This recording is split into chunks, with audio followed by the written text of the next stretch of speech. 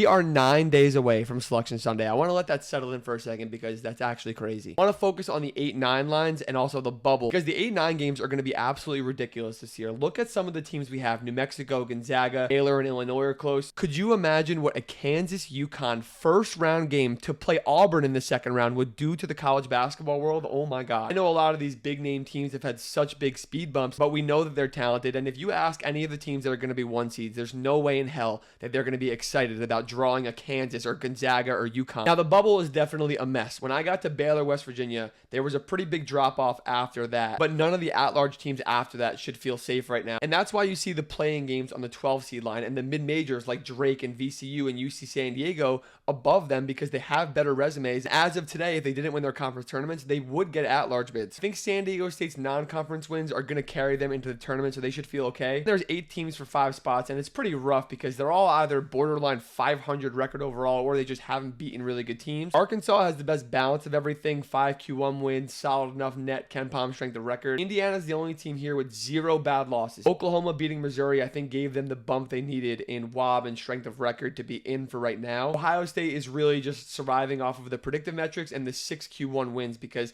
they're going to end up with like 14 or 15 losses, which is absolutely disgusting. The last spot I gave to Boise, but you could convince me on a lot of teams right now. Xavier, even Carolina at this point. Nebraska and Texas are close. I'd say Irvine and Wake Forest are within striking distance. And after that, SMU, San Francisco, George Mason, Dayton. It's going to be a long shot to get an at-large bid for most of these teams. Maybe Dayton because they have to play VCU tonight and they have some big wins that could carry them in, but I don't know.